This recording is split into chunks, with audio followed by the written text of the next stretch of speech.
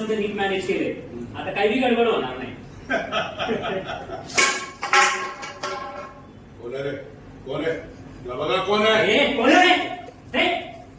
अरे तू आहे होय? ये ये ये. अहो मालक हे पाहिलं का कोण आहे? रणदीपने आपलं बोलणं ऐकायला एक पीठ करून उंदीर पाठवलंय. हे चल चल रे. चल ना सोड चल रे.